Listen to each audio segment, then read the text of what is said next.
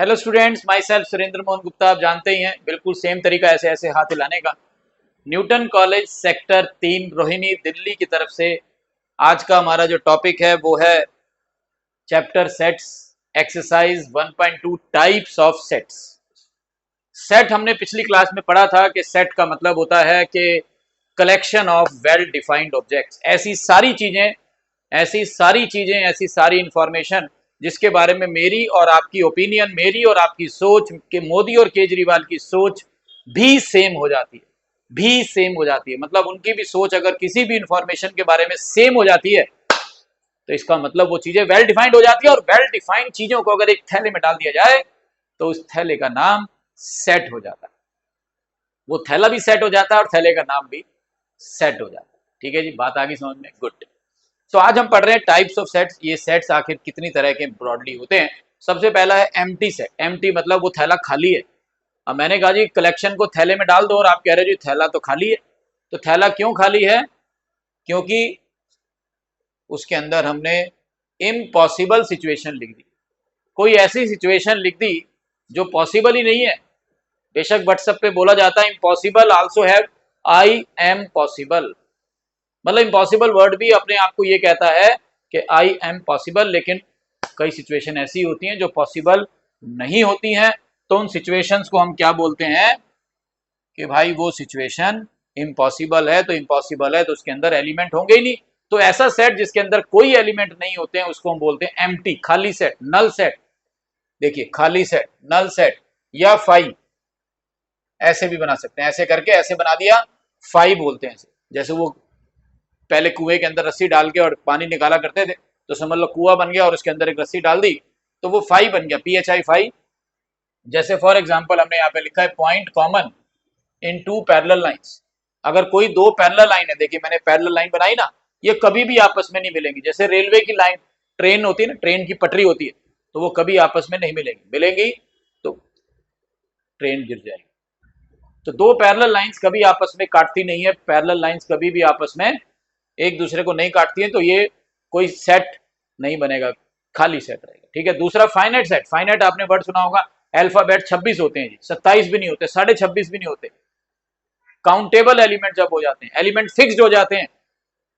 ये देखिए 1 से लेकर 5 तक 5 एलिमेंट नजर आ रहे हैं आपको, 2 4 6। बेशक बीच में डैश डैश डैश डैश आ गया, लेकिन 100 पे खत्म तो हो गया।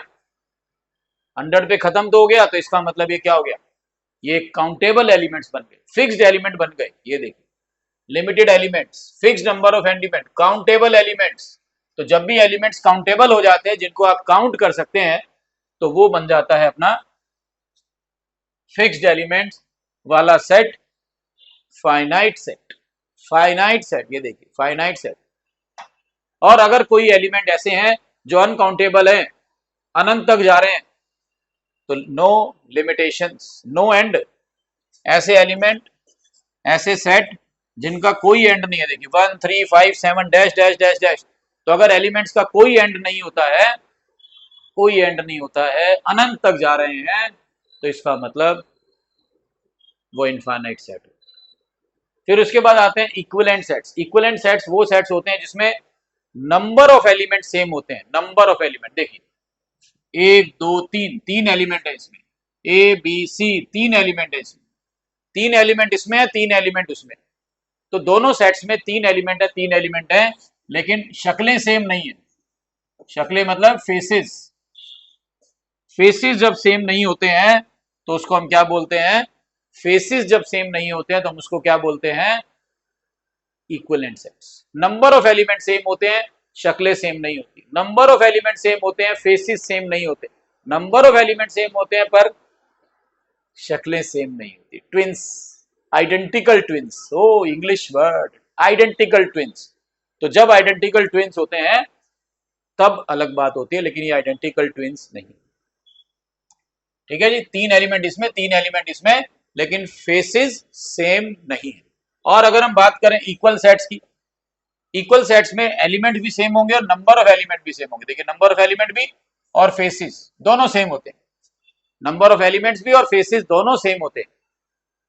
1 2 3, इधर भी 2 1 3, थोड़ा अदला बदली करके दे रखा, ऑर्डर चेंज किया हुआ है।